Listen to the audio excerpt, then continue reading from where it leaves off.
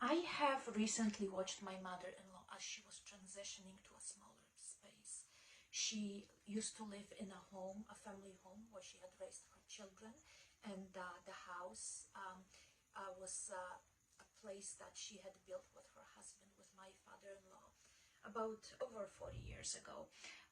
They built it from scratch. She always says that she was carrying buckets of water from the stream up the hill to build that house.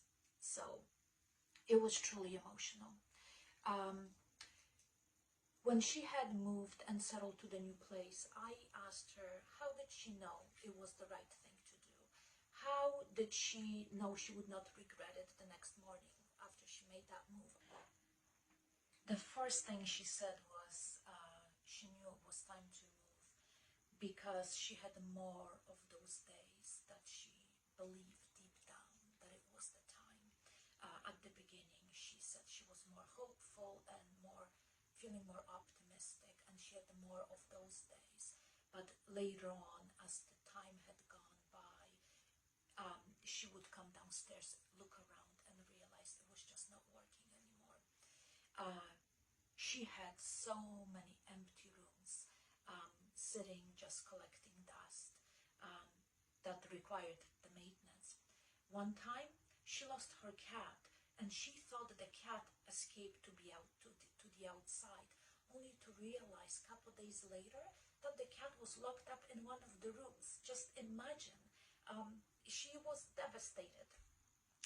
I believe that was the straw that broke the camel's back, by the way. That's just my belief.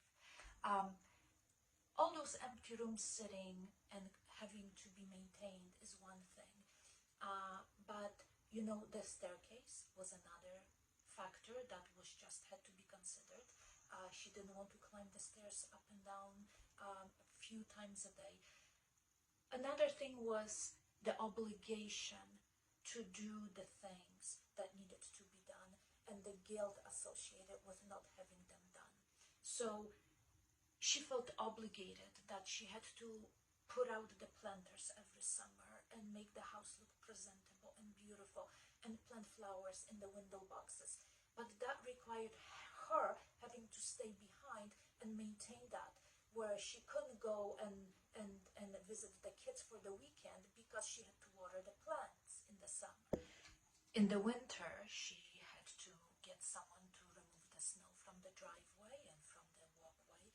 That requires knowing that person and trusting that person that they will do a good job and show up when they're needed. Sometimes when she was looking for someone to hire to do things that she needed, she would have to spend time interviewing and talking to people and asking around. It was just too much. Not only that, but she said that, all those regular things that you have to maintain every year, like clean up the gutters, sweeping the chimneys, occasional repainting or things like that, it was just eating up her budget. And having only one income at that point, because my father-in-law had passed on a few years before, it was tough. When I asked her about advice she would give others in similar situation, she said, if you have to make that decision, take your time. Make sure it's the right decision for you. But keep in mind that at the end of the day, you will be happy. There is still hope. There is still lots of life to live. She's in her mid-80s, and she's as happy as a clam. She can pick up and go whenever she wants to. She doesn't have obligations like she did before. She doesn't feel the guilt of not fulfilling those obligations. She has a little cat carrier. She puts her little kitty in it, and off she goes to see her family, stay for a few days. She doesn't have to worry about anything, and most importantly, she has money that she doesn't have to spend on maintaining things that otherwise would have to be paid for.